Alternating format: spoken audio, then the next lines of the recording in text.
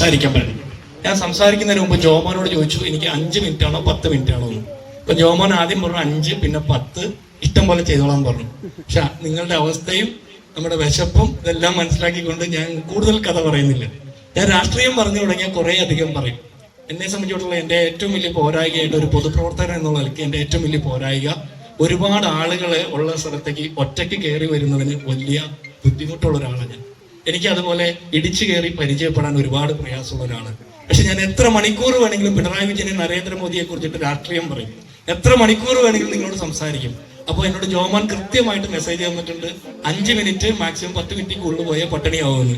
അപ്പൊ എനിക്കും ഭക്ഷണം കഴിക്കണമെന്ന് ആഗ്രഹമുണ്ട്, ഇത് കഴിഞ്ഞ് തുറവരും പോകേണ്ടതുണ്ട്, ഇതുകൊണ്ട് അധികം സംസാരിക്കുന്നു. പക്ഷെ നമ്മുടെ എല്ലാവരുടെയും ചെയ്യും ആവശ്യം തികച്ചും പ്രാദേശികമായിട്ടുള്ള വ്യക്തിപരമായിട്ടുള്ള അഭിപ്രായ വ്യത്യാസത്തിന്റെ പേരിൽ തെരഞ്ഞെടുപ്പ് രംഗത്ത് നമ്മൾ അലംഭാവം കാണിച്ചാൽ, പരാജയപ്പെട്ടു പോയാൽ, ഭരണം നഷ്ടപ്പെട്ടു പോയാൽ, 5 വർഷക്കാലം പരാതി പറഞ്ഞ് പരിതപിച്ച് കാലം കഴിച്ചു കൂട്ടുവേണ്ടി വരുമെന്നുള്ളതിന്റെ നേരിട്ട് അനുഭവമുള്ള ഒരാളാണ് ഞാൻ. നിങ്ങൾക്കും വലിയ വ്യത്യസ്തമായിട്ടുള്ള അനുഭവം ഉണ്ടെന്ന് ഞാൻ വിചാരിക്കുന്നില്ല. 5 കൊല്ലമായി നമ്മൾ പരാതിയും പറഞ്ഞിരിക്കുന്നു.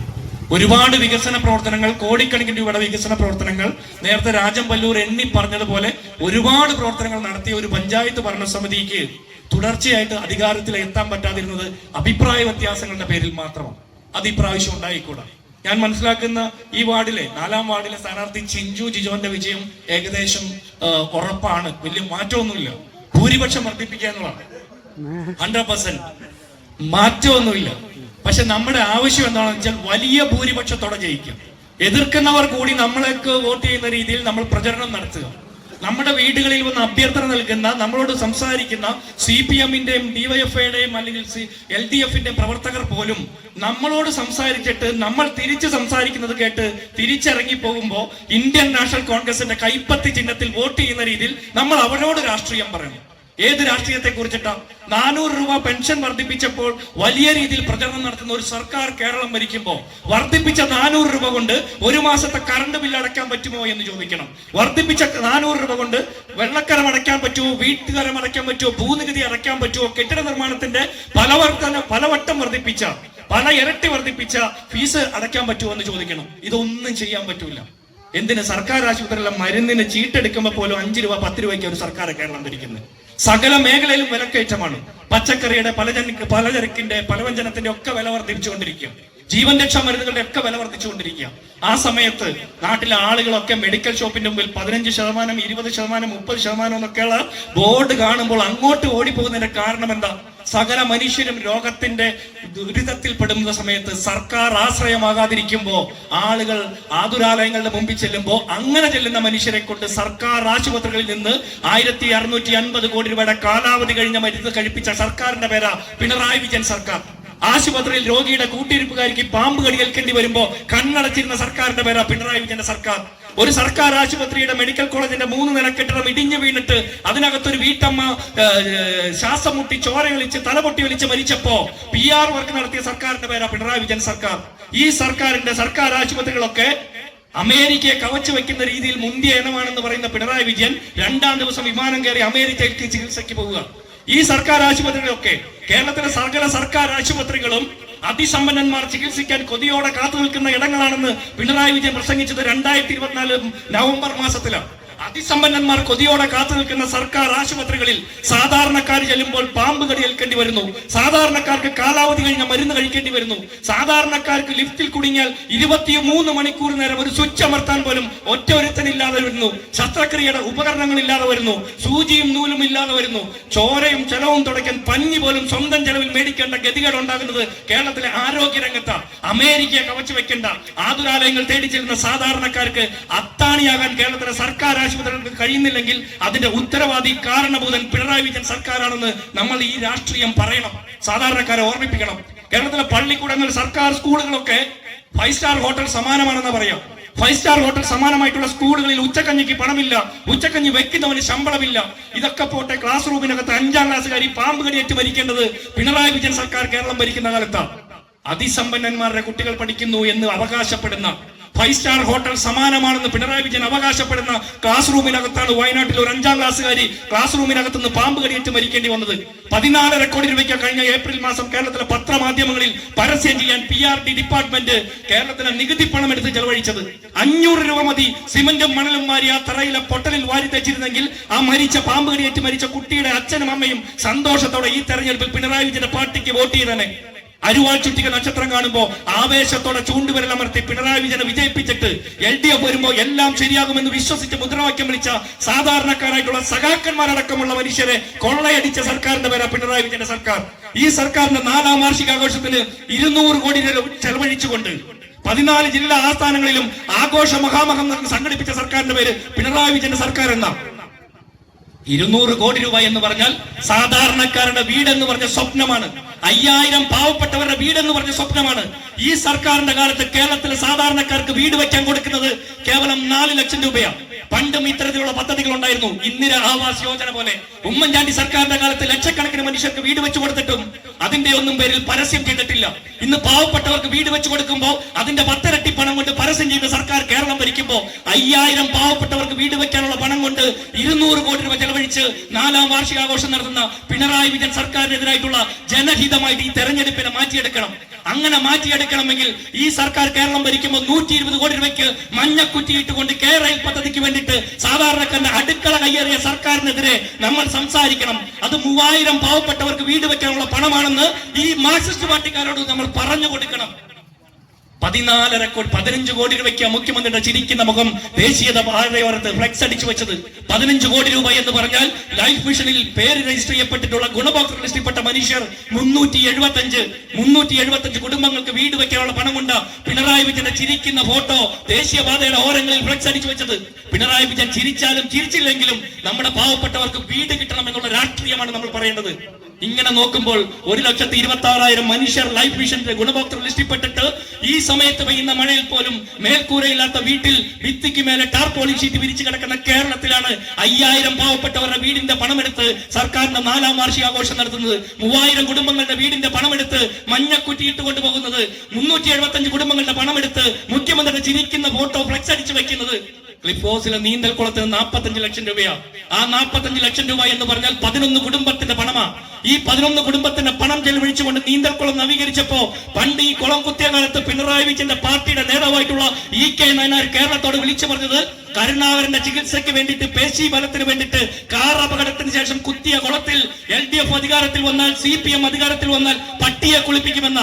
ഇന്ന് പിണറായി വിജയൻ EK നായനാരും കരുണാകരനും മരിച്ച കാലം കഴിഞ്ഞു പോയിട്ട് പിണറായി വിജയൻ 45 ലക്ഷം രൂപയ്ക്ക് പുതുക്കി പണിത ആ നീന്തൽക്കുളത്തിൽ ഏത് വിലപ്പെട്ട പട്ടിയെ കുളിപ്പിച്ചിട്ടാണ് 11 കുടുംബത്തിന്റെ വീടെന്ന് പറഞ്ഞ സ്വപ്നം മാറ്റിവെച്ചതെന്ന് നമ്മൾ മാർക്സിസ്റ്റ് പാർട്ടികളോട് ചോദിക്കണം. പിണറായി വിജയന്റെ ക്ലിഫ് ഹൗസിലെ നീന്തൽക്കുളത്തിൽ കൂടാതെ 44 ലക്ഷം രൂപ ചെലവഴിച്ചുകൊണ്ട് അവിടെ ഒരു തൊഴുത്തുണ്ടാക്കിയിരിക്കുന്നത്. ആ തൊഴുത്തിലെ പശു സംഗീതം കേട്ട് പാല് ചുരത്തി കഴിയുമ്പോൾ താഴേക്കിടുന്ന ചാണകം മാറിയിടുന്നത് 4 ലക്ഷത്തിന്റെ കുഴിയില. അപ്പൊ നമ്മൾ അവരോട് ചോദിക്കണം, 11 കുടുംബത്തിന്റെ വീടെന്ന് പറഞ്ഞ സ്വപ്നം മാറ്റിവെച്ചിട്ട് 44 ലക്ഷം രൂപയ്ക്ക് തൊഴുത്ത് കെട്ടിയ സർക്കാർ, ആ പാവപ്പെട്ടവരുടെ വീടെന്ന് പറഞ്ഞ സ്വപ്നത്തിന്റെ മേലേക്ക് 4 ലക്ഷത്തിന്റെ ചാണകക്കുഴി കെട്ടിയ സർക്കാർ, ഈ സർക്കാരിനെതിരെ സംസാരിച്ചില്ലെങ്കിൽ പിന്നെ എന്ത് രാഷ്ട്രീയമാണ് നമ്മൾ പറയാൻ പോകുന്നത്? മത്സരിക്കുന്ന ചിഞ്ചു ജിജുവന്റെ, സിജു ഈരാളിയുടെ, കൊച്ചുദേശിയ തങ്കച്ചന്റെ, ടിൻഡോ ജോണിന്റെ ഒക്കെ ജാതിയും മതവും കുലമഹിമയും കുടുംബ പാരമ്പര്യവും സാമ്പത്തിക ശേഷിയും ഒന്നല്ല ചർച്ച ചെയ്യപ്പെടേണ്ടത്. സാധാരണക്കാരുടെ സംഘടനകളാണ് ചർച്ച ചെയ്യപ്പെടേണ്ടത്. രൂക്ഷമായിട്ടുള്ള വിലക്കയറ്റത്തിൽ ഈ നാട്ടിലെ സാധാരണക്കാർ നട്ടം തിരിയുമ്പോ നമുക്ക് രാഷ്ട്രീയം പറയണ്ടേ? പച്ചക്കറിയുടെ വില വർദ്ധിച്ചപ്പോ, ജീവൻ രക്ഷാ മരുന്നുകളുടെ വില വർദ്ധിച്ചപ്പോ, നിത്യോപയോഗ സാധനങ്ങളുടെ വില വർദ്ധിച്ചപ്പോ കണ്ണടച്ച് ഇരുട്ടാക്കിയിരുന്ന പിണറായി വിജയൻ സർക്കാരിനെതിരെ രാഷ്ട്രീയം പറയാൻ കിട്ടുന്ന ഈ അവസാന അവസരം നമ്മൾ ഉപയോഗിച്ചില്ലെങ്കിൽ ഈ പഞ്ചായത്ത് തെരഞ്ഞെടുപ്പിൽ സകല പഞ്ചായത്തുകളിലും മുനിസിപ്പാലിറ്റികളിലും കോർപ്പറേഷനുകളിലും വലിയ ഭൂരിപക്ഷത്തോടെ പ്രതിപക്ഷമില്ലാത്ത രീതിയിൽ UDF വിജയിച്ചില്ലെങ്കിൽ ഇനി അങ്ങോട്ട് നടക്കാൻ പോകുന്ന നിയമസഭാ തെരഞ്ഞെടുപ്പിന് ശേഷം കേരളത്തിന്റെ നിയമസഭയുടെ പടിക്കെട്ട് കയറാൻ പോകുന്നത് പിണറായി വിജയന്റെ സർക്കാരായിരിക്കും. ഇനി ഒരിക്കൽ കൂടി ദുർഭൂതത്തെ ചുമക്കേണ്ട ഗതികേട് നമുക്കുണ്ടോ എന്ന് നമ്മൾ ആലോചിക്കണം. ഉമ്മൻചാണ്ടിയെ പോലെ ഒരു മുഖ്യമന്ത്രി സർവ്വസാധാരണക്കാർക്കും ജീവിതത്തിലേക്ക് വെളിച്ചം പകർന്ന ഒരു മുഖ്യമന്ത്രിയെ തിരുനെറ്റിയിലും നെഞ്ചിലും കല്ലെറിഞ്ഞുകൊണ്ട് അധികാരത്തിൽ വന്ന പിണറായി വിജയൻ കേരളം ഭരിക്കുമ്പോൾ സാധാരണക്കാരായിട്ടുള്ള മനുഷ്യർ എൻഡോസൾഫാൻ ദുരിതബാധിതരെ മറന്നു, ഹീമോഫീലിയ രോഗികളെ മറന്നു, കിടപ്പ് രോഗികളെ മറന്നു, അവരുടെ കൂട്ടിരിപ്പുകാരികളെ മറന്നു. സകല വിധത്തിലും പ്രയാസങ്ങൾ അനുഭവിക്കുന്ന മനുഷ്യരുടെ ദുരിതങ്ങൾ പറയാൻ ചെല്ലുമ്പോൾ കടക്കപ്പുറത്ത് ഇരിക്കവിടെ മാറി നിൽക്കുക എന്ന് ആക്രോശിക്കുന്ന പിണറായി വിജയന്റെ ദാഠ്യത്തിന്റെ കർണക്കുറ്റികൾ അടിയായിരിക്കണം ഈ പഞ്ചായത്ത് തെരഞ്ഞെടുപ്പിൽ മഞ്ഞപ്ര പഞ്ചായത്തിലെ 14 സ്ഥാനാർത്ഥികളുടെ വിജയം എന്ന് ഉറപ്പിക്കണം. അതിന് നമ്മൾ രാഷ്ട്രീയം പറയണം, നമ്മുടെ കവലകളിൽ രാഷ്ട്രീയം പറയണം. ഈ മഞ്ഞപ്ര പള്ളിയിലെ പെരുന്നാൾ കഴിഞ്ഞിറങ്ങുമ്പോൾ പെരുന്നാൾ അങ്കണത്തിൽ പള്ളിമുറ്റത്ത് നമ്മൾ രാഷ്ട്രീയം പറയണം. കാർപ്പള്ളിക്കാവ് അമ്പലത്തിലും അപ്പുറത്ത് മഞ്ഞപ്ര അമ്പലത്തിലും ഒക്കെ നമ്മൾ സംസാരിച്ച് അവിടെ നിന്ന് ഇറങ്ങുമ്പോൾ പ്രാർത്ഥിച്ചിറങ്ങുമ്പോഴൊക്കെ നമ്മൾ രാഷ്ട്രീയം പറയണം. കവലകളിൽ പറയണം, ബസ് സ്റ്റോപ്പുകളിൽ പറയണം, ബസ് യാത്രകളിൽ പറയണം, ഓട്ടോറിക്ഷ യാത്രകളിൽ പറയണം. പച്ചക്കറി കടയുടെയും റേഷൻ കടയുടെയും പലചരക്കടയുടെ മുമ്പിലൊക്കെ, മെഡിക്കൽ ഷോപ്പിന്റെ മുമ്പിൽ, ആശുപത്രിയിലെ ക്യൂവിന്റെ മുമ്പിലൊക്കെ നിന്ന് നമ്മൾ രാഷ്ട്രീയം പറഞ്ഞുകൊണ്ടിരിക്കണം. ഡിസംബർ 9-ാം തീയതി രാവിലെ മുതൽ വൈകുന്നേരം വരെ നമ്മുടെ പോളിംഗ് ബൂത്തിൽ ക്യൂ നിൽക്കുന്ന മനുഷ്യർ, ആദ്യത്തെ ആൾ മുതൽ അവസാനത്തെ ആൾ വരെ ഇന്ത്യൻ നാഷണൽ കോൺഗ്രസിന്റെ കൈപ്പത്തി ചിഹ്നത്തിൽ ചൂണ്ടുവിരലമർത്തി നമ്മളെ വലിയ ഭൂരിപക്ഷത്തിൽ വിജയിപ്പിക്കുന്നത് വരെ രാഷ്ട്രീയം പറയണം. 13-ാം തീയതി പുലരിയുണ്ടാകുമ്പോ വോട്ടെണ്ണി തുടങ്ങുമ്പോൾ തന്നെ, ആദ്യ ബൂത്തിലെ വോട്ടെണ്ണി തുടങ്ങുമ്പോൾ തന്നെ ഇന്ത്യൻ നാഷണൽ കോൺഗ്രസിന്റെ സർവ്വ സ്ഥാനാർത്ഥികളും വലിയ ഭൂരിപക്ഷത്തിൽ ജയിക്കാൻ പറ്റണമെങ്കിൽ നമ്മൾ രാഷ്ട്രീയം പറയണം. നമ്മളെ മറന്ന സർക്കാരിനെതിരായിട്ടുള്ള രാഷ്ട്രീയം. ഈ നാട്ടിലെ സാധാരണക്കാരെ കൊള്ളയടിക്കാൻ വേണ്ടിയിട്ട് 142 കോടി ജനങ്ങളുടെ മുകളിലേക്കും നികുതിയുടെ അധിക ഭീകരത വെച്ച് കെട്ടിയ നരേന്ദ്രമോദി സർക്കാരിനോടൊപ്പം നിന്നുകൊണ്ട് കേരളത്തിലെ സാധാരണക്കാരുടെ മേലേക്ക് 2 രൂപയുടെ സെസ് ഏർപ്പെടുത്തിയ സർക്കാരിനെതിരെ നമ്മൾ സംസാരിക്കണം. പെൻഷൻ കൊടുക്കാതിരുന്ന സർക്കാർ 400 രൂപ ഈ തെരഞ്ഞെടുപ്പ് പ്രഖ്യാപിക്കുന്നതിന്റെ തൊട്ടുതലാന്ന് വന്ന് പ്രഖ്യാപിക്കുമ്പോ 400 രൂപ വർദ്ധിപ്പിച്ചപ്പോൾ ഞെട്ടിത്തരിച്ച് പേടിച്ചിരിക്കേണ്ടവരല്ല കോൺഗ്രസുകാർ. കാരണം 6 മാസക്കാലം ക്ഷേമ പെൻഷൻ നിഷേധിച്ച സർക്കാരിനെതിരെ തെരുവ് നിറഞ്ഞ് സമരം ചെയ്ത് തലപൊട്ടി ഒളിച്ച് എല്ലോടിച്ച് ജയിലിൽ നിറച്ച കോൺഗ്രസുകാർ, UDF-കാർ ഭയപ്പെട്ടിരിക്കേണ്ടവരല്ല. 6 മാസക്കാലം ക്ഷേമ പെൻഷൻ നിഷേധിക്കപ്പെട്ടപ്പോ ആത്മഹത്യ ചെയ്ത കോഴിക്കോട്ട് ചക്കിട്ടപ്പാറയിലെ ജോസഫ് ഏട്ടനെ ഓർമ്മിച്ചിട്ട് വേണം നമ്മൾ ഈ തെരഞ്ഞെടുപ്പിലേക്ക് മുന്നോട്ട് പോകാൻ. നമ്മുടെ വീട് കയറി വരുന്ന മാർക്സിസ്റ്റ് പാർട്ടിയുടെ സാധാരണക്കാരായിട്ടുള്ള മനുഷ്യരോട് നമ്മൾ പറയേണ്ടത്, നിങ്ങൾ 400 രൂപ വർദ്ധിപ്പിച്ചതിനെ കുറിച്ച് പറയുന്നു, ഞങ്ങൾ പറയുന്നു 5 വട്ടം കറണ്ട് ചാർജ് വർദ്ധിപ്പിച്ചതിനെ കുറിച്ച്. നിങ്ങൾ 5 വട്ടം വർദ്ധിപ്പിച്ച കറണ്ട് ചാർജ് അടയ്ക്കാൻ നിങ്ങൾ 1 വട്ടം മാത്രം വർദ്ധിപ്പിച്ച ഈ 400 രൂപ കൊണ്ട് സാധിക്കുമോ എന്ന് ചോദിക്കണം. വീട്ടുകാരം അടയ്ക്കാൻ, ഭൂനികുതി അടയ്ക്കാൻ, കെട്ടിട നികുതി അടയ്ക്കാൻ, നിങ്ങൾ വർദ്ധിപ്പിച്ച സകലമാന ഫീസുകളും അടയ്ക്കാൻ ഈ ഒറ്റത്തവണ വർദ്ധിപ്പിച്ച 400 രൂപ കൊണ്ട് സാധിക്കുമോ എന്ന് ചോദിക്കണം. ഈ സർക്കാരിന്റെ പ്രകടന പത്രികയിൽ പറഞ്ഞത് 2500 രൂപയായിട്ട് ക്ഷേമ പെൻഷൻ കൊടുക്കുമെന്ന. എങ്കിൽ ഈ സർക്കാർ അധികാരത്തിൽ വന്ന് 2021 മെയ് മാസം മുതൽ നാളിതുവരെ ഈ 5 വർഷക്കാലം സാധാരണക്കാരായിട്ടുള്ള മനുഷ്യരിൽ നിന്ന് പിടിച്ചു വെച്ചത് 900 രൂപ വീതം ആണ്. അങ്ങനെയാണെങ്കിൽ 64 ലക്ഷത്തോളം വരുന്ന മനുഷ്യരുടെ 900 രൂപ വീതം പിടിച്ചു വെച്ചത് 34,000 കോടി രൂപ സാധാരണക്കാർക്ക് കടപ്പെട്ട ഒരു സർക്കാർ കേവലം 400 രൂപ അധികം പ്രഖ്യാപിക്കുമ്പോൾ ഭയപ്പെട്ടു പോകേണ്ടവരല്ല കോൺഗ്രസ്. എത്ര പരാജയങ്ങൾ ഉണ്ടായാലും വീറോടെ ശിരസുയർത്തി പോരാടുന്ന രാഹുൽ ഗാന്ധിയുടെ, മല്ലികാർജുൻ ഖാർഗെയുടെ, പ്രിയങ്ക ഗാന്ധിയുടെ പാർട്ടിയുടെ കോൺഗ്രസ് പ്രവർത്തകർ ഇവരുടെ 400 രൂപയുടെ ഈ പരസ്യം കാണുമ്പോൾ പേടിച്ചു പോകേണ്ടവരല്ല. നമ്മളെ പോലുള്ള സാധാരണക്കാരെ പൗരപ്രമുഖന്മാർക്ക് അരച്ച അണ്ടിപ്പരിപ്പിൽ ചിക്കൻ കറി പുഴുങ്ങി കൊടുത്തുകൊണ്ട് പിണറായി വിജയൻ പ്രാതലൊരുക്കിയപ്പോ നമ്മളെ പോലുള്ള സാധാരണക്കാരുടെ ശബ്ദമായിട്ട് സമരം ചെയ്ത യൂത്ത് കോൺഗ്രസുകാരുടെ, ചെറുപ്പക്കാരുടെ തലയടിച്ചു പൊട്ടിച്ച പിണറായി വിജയന്റെ പോലീസ്, പിണറായി വിജയന്റെ ചിങ്കിടികൾ, അതൊക്കെ ചെയ്യുമ്പോൾ പിണറായി വിജയൻ പറഞ്ഞതെന്താ? ജീവൻ രക്ഷാ പ്രവർത്തനം എന്ന. ഇതിനെതിരെയൊക്കെ നമുക്ക് സംസാരിക്കണ്ടേ? നിങ്ങൾക്ക് പ്രതിഷേധമുണ്ടോ? നമ്മുടെ നാട്ടിലെ ചെറുപ്പക്കാർക്ക് ഇവർ വലിയ സേവനം ചെയ്തു എന്ന് പറയാം. PSC റാങ്ക് ലിസ്റ്റിൽപ്പെട്ട ചെറുപ്പക്കാർ മുട്ടിലടഞ്ഞ് സമരം ചെയ്തിട്ടുണ്ട്. സെക്രട്ടേറിയറ്റ് പുറത്ത് കല്ലുപ്പിൽ മുട്ടുകുത്തി സമരം ചെയ്തിട്ടുണ്ട്.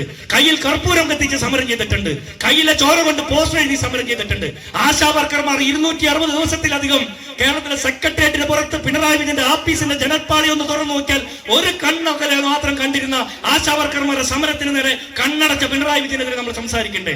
ഈ തെരഞ്ഞെടുപ്പ് ഈ ദിവസം വരെ എത്തിയിട്ട് നമ്മൾ ഈ രാഷ്ട്രീയം എവിടെയെങ്കിലും സംസാരിച്ചോ? നമ്മൾ സംസാരിക്കേണ്ടത് ഇന്ത്യൻ നാഷണൽ കോൺഗ്രസിന്റെ സ്ഥാനാർത്ഥികളെ കുറിച്ചിട്ട്, സ്ഥാനാർത്ഥിയുടെ ചിഹ്നത്തെ കുറിച്ച്, നമ്മൾ മുന്നോട്ട് വയ്ക്കുന്ന രാഷ്ട്രീയ മുദ്രാവാക്യത്തെ കുറിച്ച്. അതിനേക്കാളപ്പുറം നമ്മളെ കൊള്ളയടിച്ച് കടന്നു പോകുന്ന 9.5 കൊല്ലമായിട്ട് സാധാരണക്കാരന്റെ പോക്കറ്റ് കൊള്ളയടിച്ച് മടുത്തപ്പോ ശബരിമല ശാസ്താവിന്റെ സ്വർണ്ണപ്പാളി അടക്കം കടത്തിക്കൊണ്ട് കടന്നു പോകുന്ന പിണറായി വിജയൻ സർക്കാരിനെതിരെ സംസാരിക്കണം. മഞ്ഞപ്പുറ പള്ളിയിലെ പെരുന്നാളിന് മാതാവിന്റെ പ്രദക്ഷിണ ഇറങ്ങുമ്പോൾ നമ്മളെല്ലാവരും കുറച്ചുപേർ പള്ളിക്കകത്ത് കാവൽ നിൽക്കണം. ഈ സഖാക്കന്മാർ പള്ളിക്കകത്ത് നേർച്ചക്കുറ്റി അടിച്ചു കൊണ്ടുപോകാതിരിക്കാൻ, മാതാവിന്റെ രൂപം കട്ടുകൊണ്ടു പോകാതിരിക്കാൻ, തോമാസ് ലീഗായുടെ രൂപം കട്ടെടുക്കാതിരിക്കാൻ, മലയാറ്റൂർ പള്ളിയിലും മഞ്ഞപ്പുറ പള്ളിയിലും കാലടി ശങ്കരാചാര്യരുടെ സ്തൂപത്തിന് മുമ്പിലൊക്കെ നമ്മൾ കോൺഗ്രസുകാർ കാവൽ നിൽക്കേണ്ട ഗതികളിലേക്ക് ഈ നാട്ടിലെ സാധാരണക്കാരുടെ വിശ്വാസം മോഷ്ടിച്ചെടുത്ത സർക്കാർ കേരളം ഭരിക്കുമ്പോൾ രാഷ്ട്രീയമാണ് സംസാരിക്കേണ്ടത്.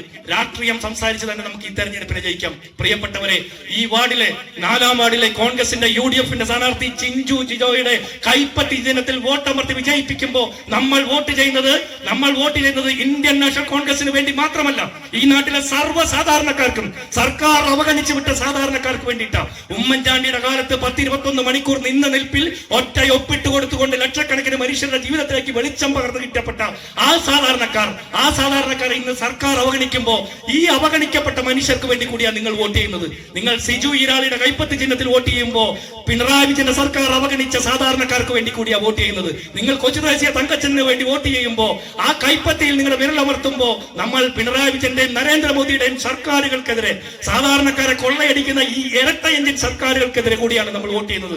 നമ്മുടെ നാട്ടിലെ മനുഷ്യരെ ജാതിയുടെയും മതത്തിന്റെയും വർഗത്തിന്റെയും വർണ്ണത്തിന്റെ ഒക്കെ പേരിൽ ഭിന്നിപ്പിച്ച് ഭരിക്കാൻ ശ്രമിക്കുന്ന നരേന്ദ്രമോദിയുടെയും പിണറായി വിജയന്റെയും ഈ വർഗീയ ധ്രുവീകരണ രാഷ്ട്രീയത്തെ കൂടി തൂത്തെറിയേണ്ടത് ഇന്ന് കാലഘട്ടത്തിന്റെ അനിവാര്യതയാണ്. ഒരു കാര്യം കൂടി പറയാം.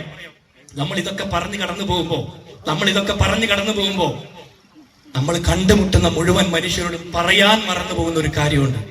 പറയാൻ മറന്നു പോകുന്ന കാര്യം ഉമ്മൻചാണ്ടിയെ കുറിച്ചിട്ട്. ഉമ്മൻചാണ്ടിയെ പോലെ ഒരു മുഖ്യമന്ത്രി കേരളത്തിന്റെ പടിക്കെട്ട് കാണുന്ന സ്വപ്നം കാണണമെങ്കിൽ പിണറായി വിജയനെ ചൂണ്ടിക്കാണിച്ച് നമ്മൾ ഭയപ്പെടുത്തണം. പിണറായി വിജയനെ പോലെ ഒരു മുഖ്യമന്ത്രി ഇനിയും തുടരണമെന്നോ എന്ന് നമ്മൾ ആലോചിക്കണം. ആഗോള അയ്യപ്പ സംഗമം നടത്തി 8 കോടി രൂപ ചെലവഴിച്ച് കാലി കസേരയെ സാക്ഷിയാക്കി പിണറായി വിജയൻ പ്രസംഗിച്ചപ്പോ പിണറായി വിജയന് തുടർഭരണം കിട്ടുമെന്ന് വീമ്പിളക്കിയ മാധ്യമ പ്രവർത്തകരെ കൊണ്ട് തന്നെ ഇവിടെ UDF കോൺഗ്രസിന് അനുകൂല തരംഗമാണെന്നും 2026 മെയ് മാസത്തിൽ നിയമസഭാ സമ്മേളനത്തിന് കേരളത്തിന്റെ നിയമസഭയുടെ പടിക്കെട്ട് കയറുന്നവരുടെ മുൻപന്തിയിൽ ഉമ്മൻചാണ്ടിക്ക് സമനായിട്ടുള്ള ഒരു കേരളത്തിന്റെ മുഖ്യമന്ത്രി കൈപ്പത്തി ചിഹ്നം ഉയർത്തി കാണിച്ച് കടന്നു പോകുമ്പോൾ അക്കൂട്ടത്തിൽ എന്റെ കൈപ്പത്തി കൂടി ഉണ്ടെന്ന് നിങ്ങൾക്ക് ഉറച്ചു പറയാൻ പറ്റണമെങ്കിൽ നമ്മൾ രാഷ്ട്രീയം സംസാരിക്കണം. പഞ്ചായത്തുകളിൽ, മുനിസിപ്പാലിറ്റികളിൽ, കോർപ്പറേഷനിലൊക്കെ കോൺഗ്രസിന് ശക്തമായ വേരോട്ടമുണ്ടെന്ന് ബോധ്യപ്പെടുത്തേണ്ടത് നമ്മുടെ കാലികമായിട്ടുള്ള ഉത്തരവാദിത്വം. എന്തൊക്കെ ചെയ്താലും നമ്മൾ തന്നെ ജയിക്കും. എത്ര സമരം ചെയ്താലും, എത്ര തലമുട്ടിയാലും, എത്ര തല്ലിയാലും, എത്ര കൽത്തുറങ്ങിലടച്ചാലും നമ്മുടെ പോരാട്ടം വിജയിക്കുമെന്ന് തെളിയിക്കേണ്ടത് തെരഞ്ഞെടുപ്പില്ല. ഈ രാജ്യത്തിന്റെ ജനാധിപത്യ സംസ്കൃതി നമുക്ക് നൽകിയിട്ടുള്ള ഏറ്റവും ശക്തമായിട്ടുള്ള പ്രതിഷേധ മാർഗം എന്ന് പറഞ്ഞാൽ തെരഞ്ഞെടുപ്പിലെ വോട്ടവകാശം. തെരഞ്ഞെടുപ്പിലെ വോട്ടവകാശത്തിലൂടെ ഈ സർക്കാരിനെതിരായിട്ടുള്ള, ഈ സർക്കാരിന് പുറത്തേക്കുള്ള വഴി തെളിക്കാനുള്ള ചൂണ്ടുവിരൽ പാളികയായിട്ട് നമ്മൾ അതിനെ ചൂണ്ടിക്കാണിക്കാൻ നമുക്ക് സാധിക്കണം. പ്രിയപ്പെട്ടവരെ, സംസാരിച്ചു കൊണ്ടിരിക്കണം. രാഷ്ട്രീയത്തെ കുറിച്ച് സംസാരിക്കണം. നമ്മൾ അനുഭവിക്കുന്ന നിത്യജീവിത പ്രശ്നങ്ങളെ, നമ്മളെ കണ്ടു മറന്ന, കാണാതെ കണ്ണടച്ച് നിന്ന, നമ്മുടെ സങ്കടങ്ങൾ കേൾക്കാതെ കാതുപൊത്തിയിരുന്ന സർക്കാരിനെതിരെ സംസാരിച്ചു കൊണ്ടുവേണം കോൺഗ്രസിന്റെ സ്ഥാനാർത്ഥികൾക്ക് വേണ്ടി സംസാരിക്കാൻ. നിങ്ങൾ സംസാരിക്കുമ്പോൾ എന്റെ കൂടി പേര് പറയണം. 6 പഞ്ചായത്തുകളിൽ, 6 ബ്ലോക്ക് പഞ്ചായത്തുകളിൽ വരുന്ന 66,000-ഓളം മനുഷ്യരെ നേരിട്ട് കാണാൻ സാധ്യമായ സമയം എനിക്കില്ലാത്തത് കൊണ്ട് പരമാവധി കുടുംബ യോഗങ്ങളിൽ, പരമാവധി പബ്ലിക് മീറ്റുകളിലൊക്കെ അറ്റൻഡ് ചെയ്ത് കടന്നു പോകാനാണ് ആഗ്രഹിക്കുന്നത്. പക്ഷേ എന്നെ കൊണ്ട് സാധിക്കുന്ന അത്ര ഞാൻ വേഗത്തിൽ നിങ്ങളിലേക്ക് ഓടിയെത്തും. നിങ്ങൾ പറയണം, നിങ്ങൾക്ക് പരിചയമുള്ള ആളാണ് ജിൻഡോ ജോൺ എന്ന് നിങ്ങൾക്ക് ഉറച്ചു പറയാം. നിങ്ങൾ എനിക്ക് വേണ്ടി ഒരു വോട്ട് അഭ്യർത്ഥിച്ചാൽ നിങ്ങളെക്കാൾ അപ്പുറം ഇന്ത്യൻ നാഷണൽ കോൺഗ്രസിന്റെ എനിക്ക് വോട്ട് ചെയ്യുന്ന ഒരു മനുഷ്യന്റെയും, ഒരു വ്യക്തിയുടെ പോലും ആത്മാഭിമാന ബോധത്തെ വെല്ലുവിളിക്കുന്ന, ആക്ഷേപിക്കുന്ന രീതിയിലുള്ള ഒരു ചെയ്തിയും എന്റെ ഭാഗത്തുനിന്ന് ഉണ്ടാകില്ല എന്നുള്ള പൂർണ്ണ ബോധ്യവും ഉറപ്പും എനിക്ക് നൽകാൻ കഴിയും. അതിനേക്കാൾ അപ്പുറം ഒരു വലിയ വാഗ്ദാനം എനിക്ക് നൽകാൻ കഴിയില്ല. ഞാൻ ജനിച്ചു വളർന്ന നാടാണ് മഞ്ഞപ്ര.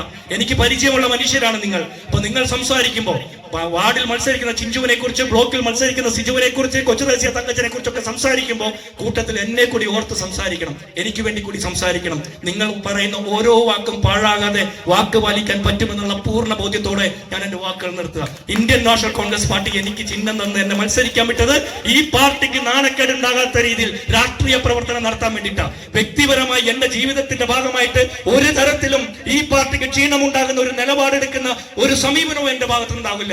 നാളിതുവരെ പറഞ്ഞതുപോലെയുള്ള മതേതര രാഷ്ട്രീയ നിലപാടുകൾ ഇന്ത്യൻ നാഷണൽ കോൺഗ്രസുകാരെന്നുള്ള ഉത്തമ ബോധ്യത്തിൽ എല്ലാ രീതിയിലും സന്ധിയില്ലാത്ത പോരാട്ടത്തിന് CPM-കാരോടും BJP-കാരോടും രാഷ്ട്രീയം പറഞ്ഞ് പോരാടാൻ തീർച്ചയായും ആർജവമുള്ള ഒരു വ്യക്തി എന്നുള്ള നിലയ്ക്ക് നിങ്ങൾ എന്നെ കൂടി പരിഗണിക്കണം. എനിക്ക് വേണ്ടി കൂടി നിങ്ങൾ കവനകളിലും പള്ളി അങ്കണങ്ങളിലും അമ്പലപ്പറമ്പിലും കണ്ടുമുട്ടുന്ന സകല മനുഷ്യരോടും ജോലിക്ക് പോകുമ്പോഴും ഒക്കെ എനിക്ക് വേണ്ടി കൂടി നിങ്ങൾ സംസാരിക്കണമെന്ന് മാത്രം പറഞ്ഞുകൊണ്ട് താങ്ക് യു.